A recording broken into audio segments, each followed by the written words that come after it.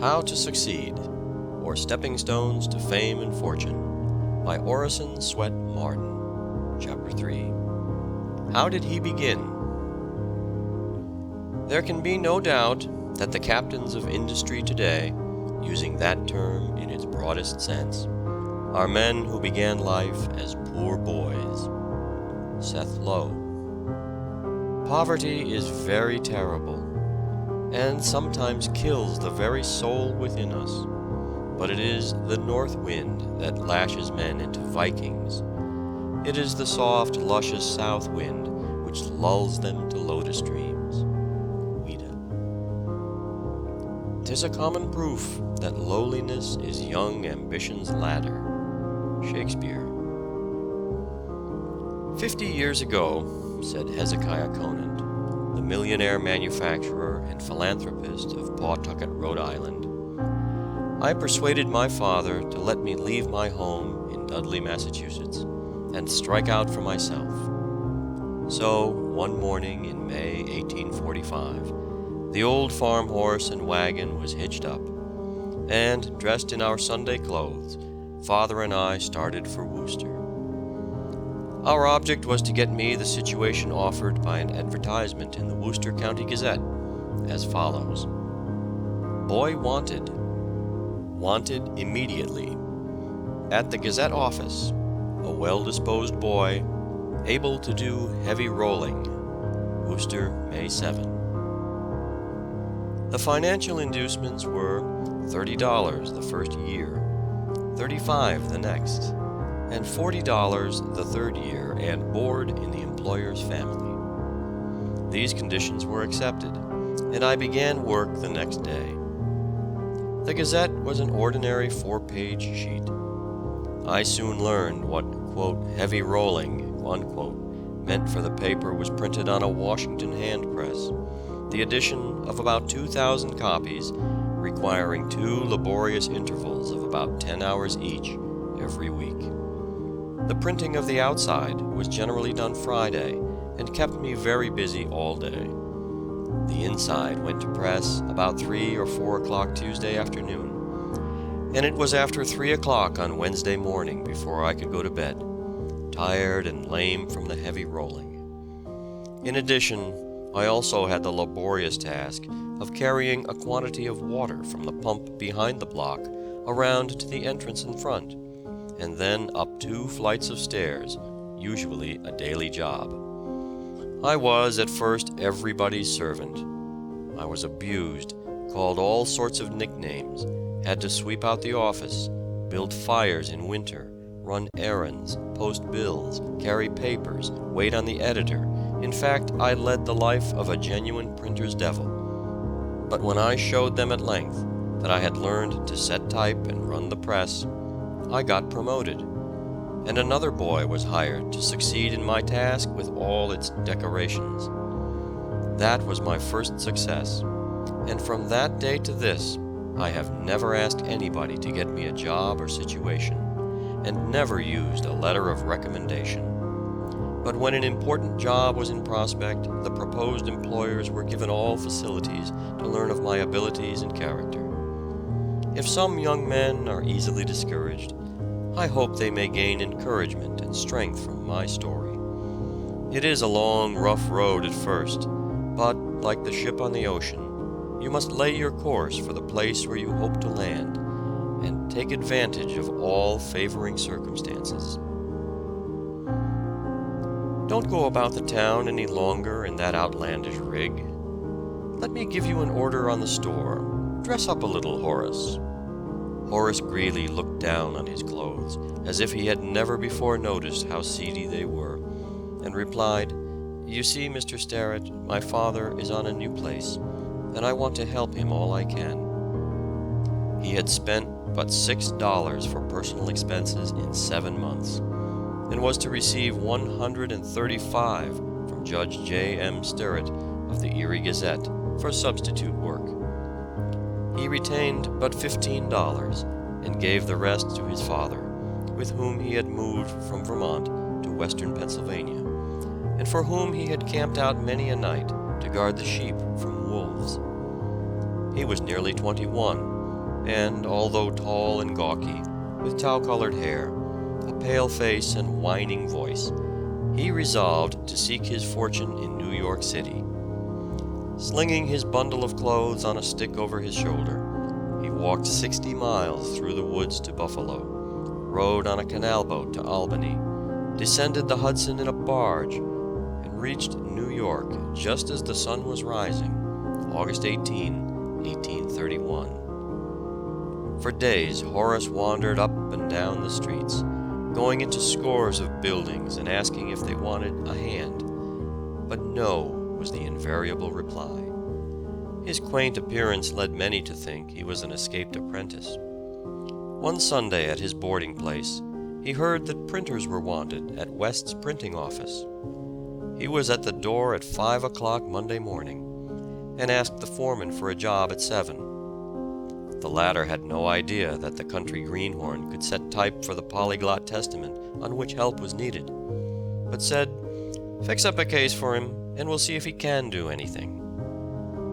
When the proprietor came in, he objected to the newcomer, and told the foreman to let him go when his first day's work was done. That night Horace showed a proof of the largest and most correct day's work that had then been done. In 10 years, Horace was a partner in a small printing office. He founded the New Yorker, the best weekly paper in the United States, but it was not profitable. When Harrison was nominated for president in 1840, Greeley started the Log Cabin, which reached the then fabulous circulation of 90,000. But on this paper, at a penny a copy, he made no money. His next venture was the New York Tribune, price 1 cent. To start it, he borrowed $1,000 and printed 5,000 copies of the first number. It was difficult to give them all away. He began with 600 subscribers and increased the list to 11,000 in 6 weeks. The demand for the Tribune grew faster than new machinery could be obtained to print it. It was a paper whose editor always tried to be right. At the World's Fair in New York in 1853, President Pierce might have been seen watching a young man exhibiting a patent rat trap. He was attracted by the enthusiasm and diligence of the young man, but never dreamed that he would become one of the richest men in the world. It seemed like small business for Jay Gould to be exhibiting a rat trap, but he did it well and with enthusiasm. In fact, he was bound to do it as well as it could be done. Young Gould supported himself by odd jobs at surveying, paying his way by erecting sundials for farmers at $1 apiece, frequently taking his pay in board. Thus he laid the foundation for the business career in which he became so rich. Frederick Douglass started in life with less than nothing, for he did not own his own body, and he was pledged before his birth to pay his master's debts. To reach the starting point of the poorest white boy, he had to climb as far as the distance which the latter must ascend if he would become President of the United States. He saw his mother but 2 or 3 times, and then in the night, when she would walk 12 miles to be with him an hour, returning in time to go into the field at dawn. He had no chance to study, for he had no teacher, and the rules of the plantation forbade slaves to learn to read and write. But somehow, unnoticed by his master, he managed to learn the alphabet from scraps of paper and patent medicine almanacs, and no limits could then be placed to his career. He put to shame thousands of white boys. He fled from slavery at 21, went north and worked as a stevedore in New York and New Bedford. At Nantucket, he was given an opportunity to speak in an anti-slavery meeting, and made so favorable an impression that he was made agent of the Anti-Slavery Society of Massachusetts. While traveling from place to lecture, he would study with all his might. He was sent to Europe to lecture, and won the friendship of several Englishmen who gave him $750, with which he purchased his freedom. He edited a paper in Rochester, New York, and afterward conducted the New Era in Washington. For several years he was Marshal of the District of Columbia. He became the first colored man in the United States, the peer of any man in the country, and died honored by all in 1895.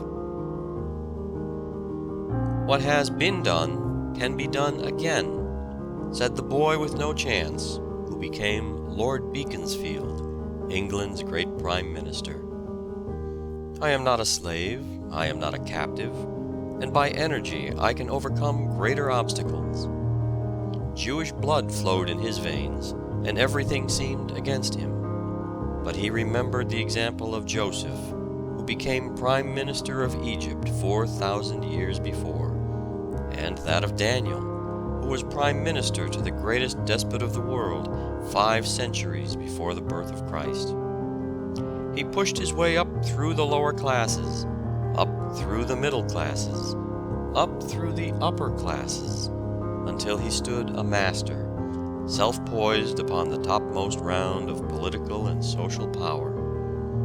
Rebuffed, scorned, ridiculed, hissed down in the House of Commons, he simply said, "The time will come when you shall hear me." The time did come, and the boy with no chance but a determined will swayed the scepter of England for a quarter of a century. "I learned grammar when I was a private soldier on the pay of 6 pence a day," said William Cobbett. "The edge of my berth, or that of the guard bed, was my seat to study in. My knapsack was my bookcase. A bit of board lying on my lap was my writing table. And the task did not demand anything like a year of my life. I had no money to purchase candles or oil. In winter it was rarely that I could get any evening light but that of the fire, and only my turn even of that. To buy a pen or a sheet of paper, I was compelled to forego some portion of my food, though in a state of half-starvation. I had no moment of time that I could call my own, and I had to read and write amidst the talking, laughing, singing, whistling, and bawling of at least a half a score of the most thoughtless of men, and that, too, in the hours of their freedom from all control. Think not lightly of the farthing I had to give, now and then, for pen, ink, or paper. That farthing was, alas, a great sum to me. I was as tall as I am now, and I had great health and great exercise. The whole of the money not expended for us at market was 2 pence a week for each man. I remember, and well I may, that upon one occasion I had, after all absolutely necessary expenses, on a Friday, made shift to have a halfpenny in reserve, which I had destined for the purchase of a red herring in the morning. But when I pulled off my clothes at night, so hungry then as to be hardly able to endure life, I found that I had lost my halfpenny. I buried my head under the miserable sheet and rug, and cried like a child. If I, under such circumstances, could encounter and overcome this task, he added, can there be in the world a youth to find any excuse for its non-performance? "I have talked with great men," Lincoln told his fellow clerk and friend, Greene, according to McClure's magazine, "and I do not see how they differ from others." He made up his mind to put himself before the public, and talked of his plans to his friends. In order to keep in practice in speaking, he walked 7 or 8 miles to debating clubs. Practicing polemics was what he called the exercise. He seems now for the first time to have begun to study subjects. Grammar was what he chose. He sought Mentor Graham, the schoolmaster, and asked his advice. "If you are going before the public," Mr. Graham told him, "you ought to do it." But where could he get a grammar? There was but one in the neighborhood, Mr. Graham said, and that was 6 miles away. Without waiting for more information, The young man rose from the breakfast table, walked immediately to the place, borrowed this rare copy of Kirkham's Grammar, and before night was deep in its mysteries. From that time on, for weeks, he gave every moment of his leisure to mastering the contents of the book. Frequently he asked his friend Green to hold the book while he recited, and when puzzled by a point, he would consult Mr. Graham. Lincoln's eagerness to learn was such that the whole neighborhood became interested.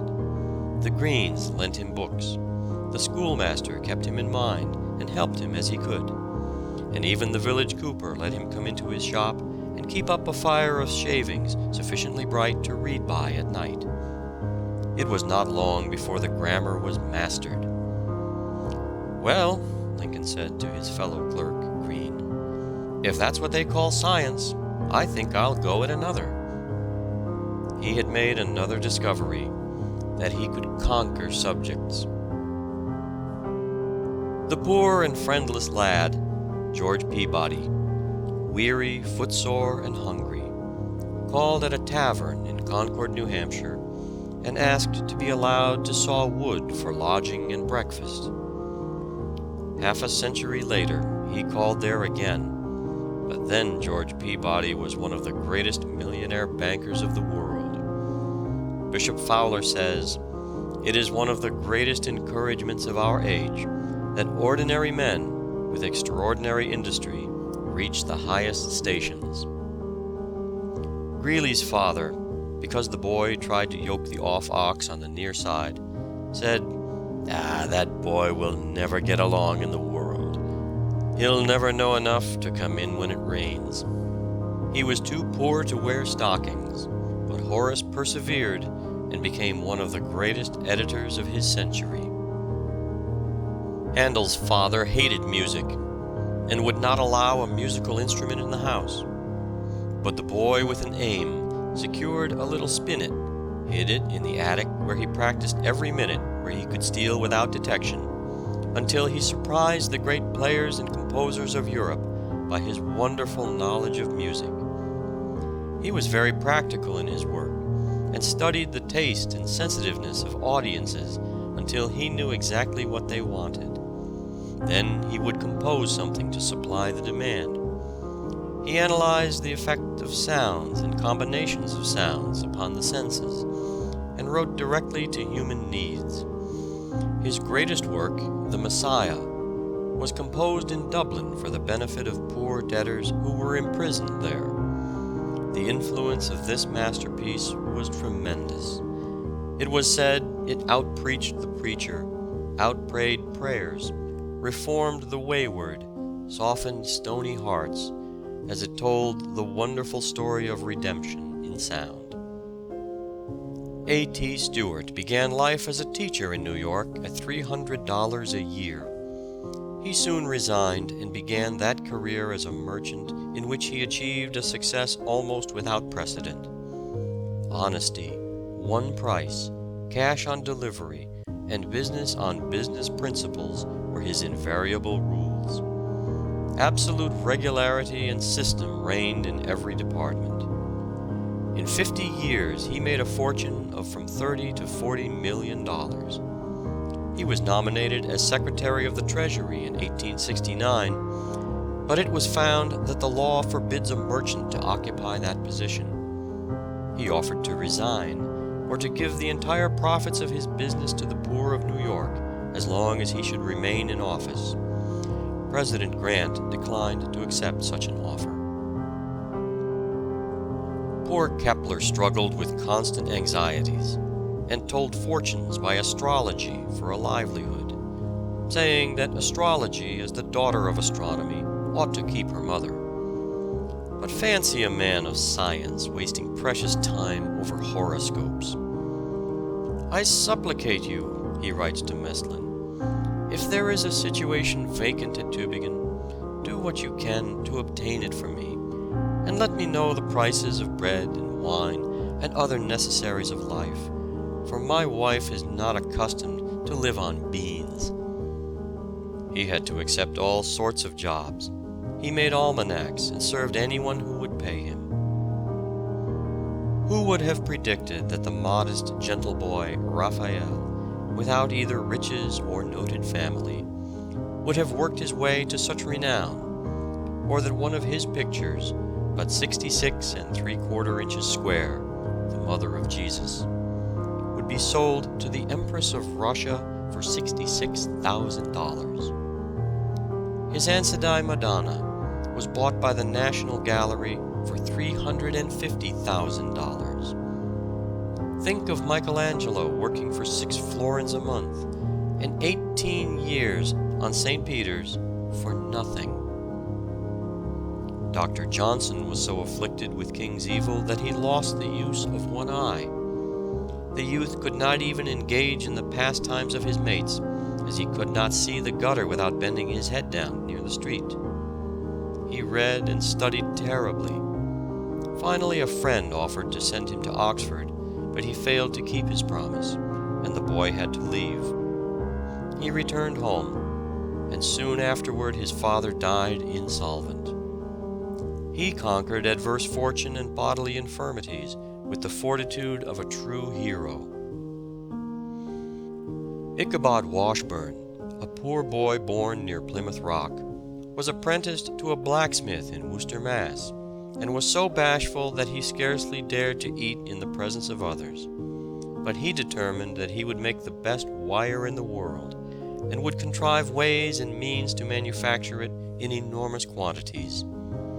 At that time there was no good wire made in the United States. One house in England had the monopoly of making steel wire for pianos for more than a century. Young Washburn, however, had grit, and was bound to succeed. His wire became the standard everywhere.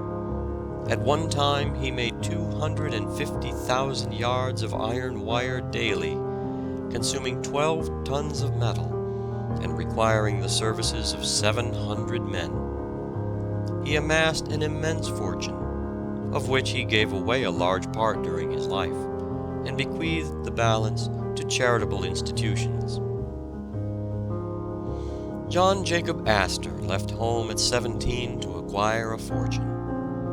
His capital consisted of $2 and 3 resolutions: to be honest, to be industrious, and not to gamble.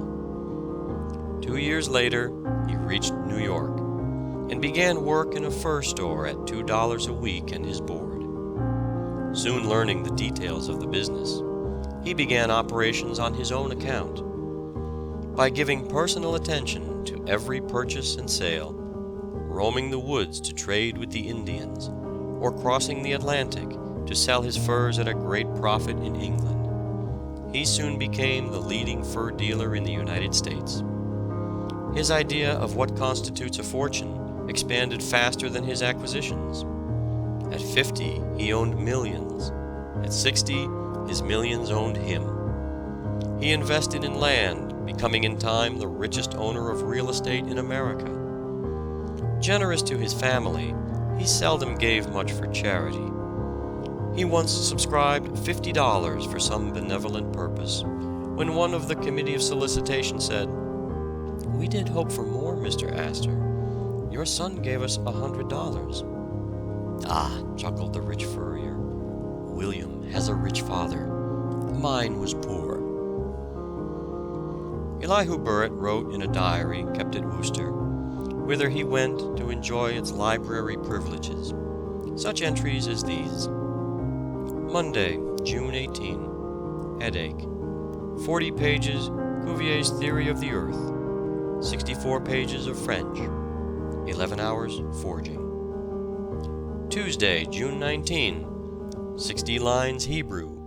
30 Danish. 10 lines Bohemian. 9 lines Polish. 15 names of stars. 10 hours forging. Wednesday, June 20. 25 lines Hebrew. 8 lines Syriac. 11 hours forging. He mastered 18 languages and 32 dialects. He became eminent as the learned blacksmith, and for his noble work in the service of humanity.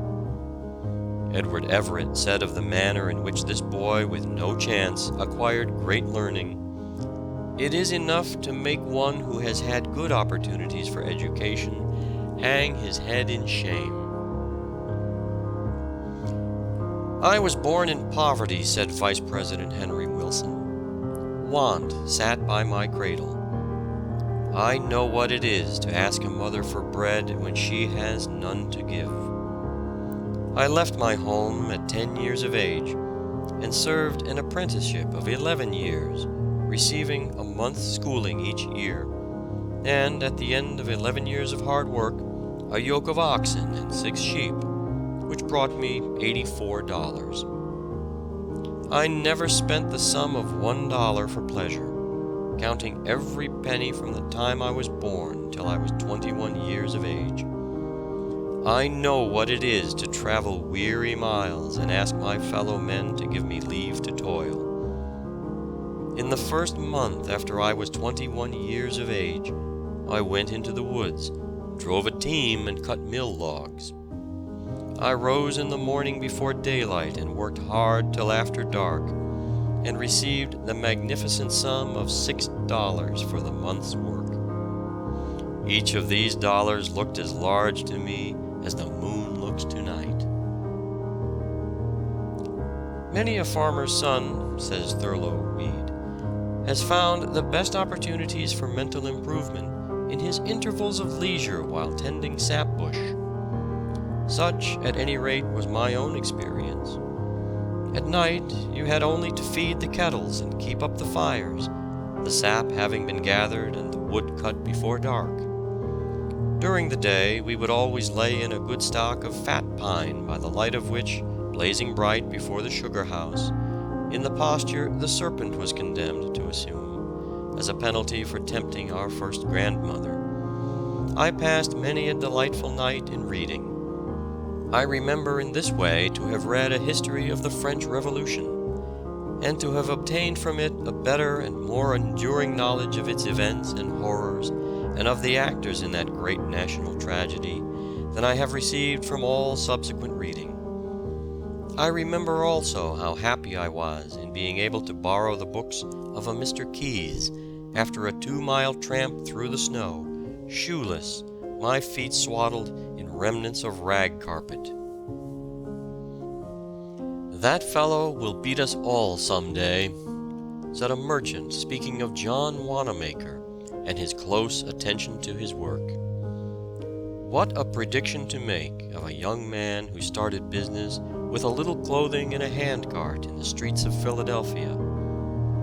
But this youth had the indomitable spirit of a conqueror in him, and you could not keep him down.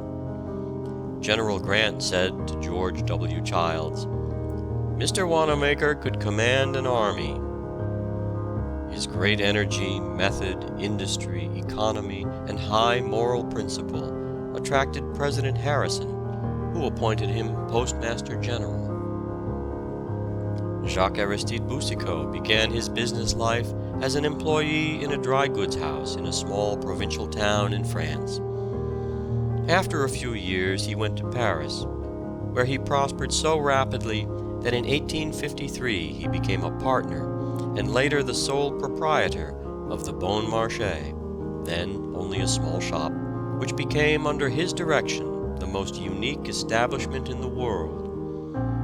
His idea was to establish a combined philanthropic and commercial house on a large scale. Everyone who worked for him was advanced progressively, according to his length of employment and the value of the services he rendered. He furnished free tuition, free medical attendance, and a free library for employees, a provident fund affording a small capital for males and a marriage portion for females at the expiration of 10 or 15 years of service, a free reading room for the public, and a free art gallery for artists to exhibit their paintings or sculptures. After his sudden death in 1877, his only son carried forward his father's projects until he too died in 1879, when his widow, Marguerite Guérin, continued and extended his business and beneficent plans until her death in 1887. So well did this family lay the foundations of a building covering 108,000 square feet, with many accessory buildings of smaller size, and of a business employing 3,600 persons, with sales amounting to nearly $20 million annually, that every department is still conducted with all its former success, in accordance with the instructions of the founders. They are here no longer in their bodily presence, but their spirit, their ideas still pervade the vast establishment. Everything is still sold at a small profit and at a price plainly marked, and any article which may have ceased to please the purchaser can without the slightest difficulty be exchanged or its value refunded. When James Gordon Bennett was 40 years old, he collected all his property, $300, and in a cellar with a board upon 2 barrels for a desk, himself his own typesetter, office boy, publisher, newsboy, clerk, editor, proofreader, and printer's devil, he started the New York Herald.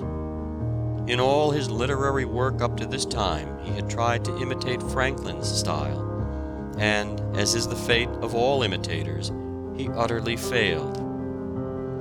He lost 20 years of his life trying to be somebody else. He first showed the material he was made of in the salutatory of the Herald, viz., "Our only guide shall be good, sound, and practical common sense, applicable to the business and bosoms of men engaged in everyday life. We shall support no party, be the organ of no faction or coterie, and care nothing for any election or any candidate, from president down to constable.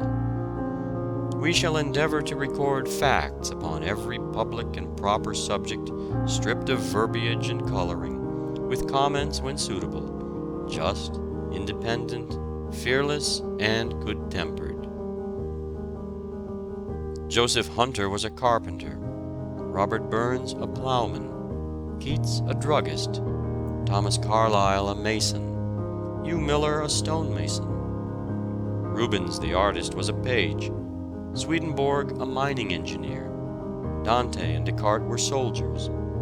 Ben Jonson was a bricklayer and worked at building Lincoln Inn in London with trowel in hand and a book in his pocket. Jeremy Taylor was a barber.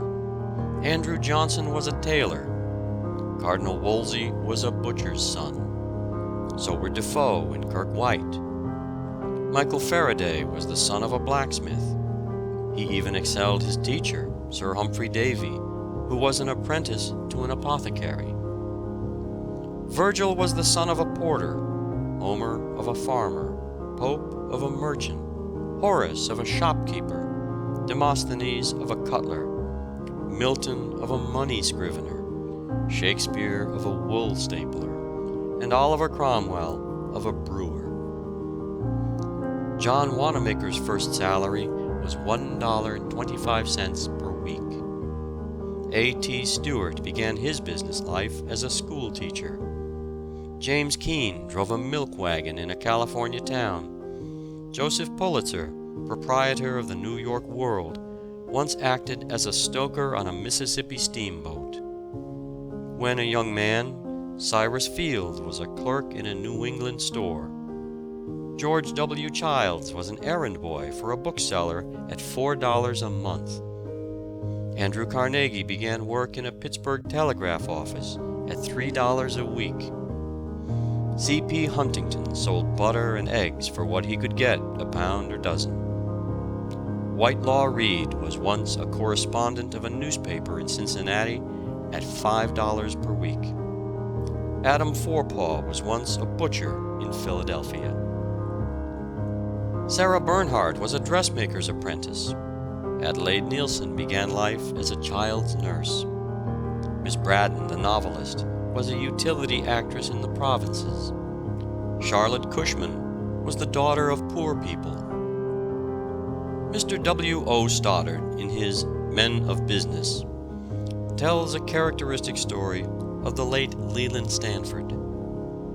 When 18 years of age, his father purchased a tract of woodland, but had not the means to clear it as he wished. He told Leland that he could have all he could make from the timber if he would leave the land clear of trees. A new market had just then been created for cordwood, and Leland took some money that he had saved, hired other choppers to help him, and sold over 2,000 cords of wood to the Mohawk and Hudson River Railroad at a net profit of $2,600. He used this sum to start him in his law studies, and thus, as Mr. Stoddard says, chopped his way to the bar. It is said that the career of Benjamin Franklin is full of inspiration for any young man. When he left school for good, he was only 12 years of age. At first, he did little but read. He soon found, however, that reading alone would not make him an educated man, and he proceeded to act upon this discovery at once. At school, he had been unable to understand arithmetic. Twice he had given it up as a hopeless puzzle, and finally left school almost hopelessly ignorant upon the subject.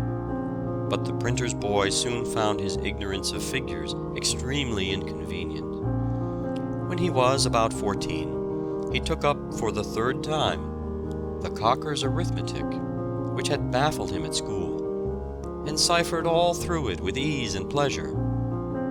He then mastered a work upon navigation, which included the rudiments of geometry, and thus tasted, quote, the inexhaustible charm of mathematics, unquote.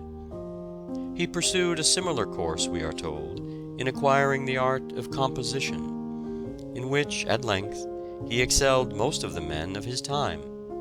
When he was but a boy of 16, he wrote so well that the pieces which he slyly sent to his brother's paper were thought to have been written by some of the most learned men in the colony.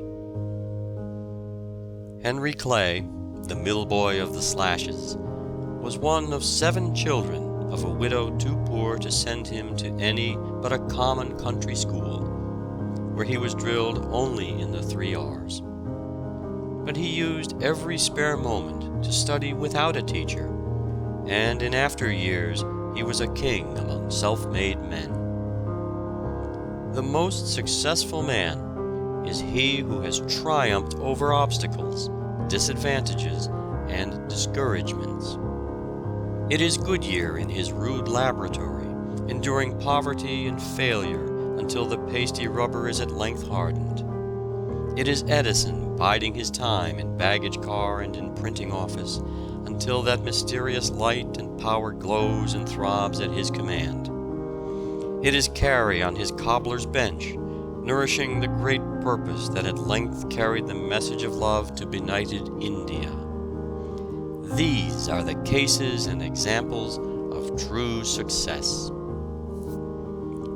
End of Chapter 3. Recording by David Marden.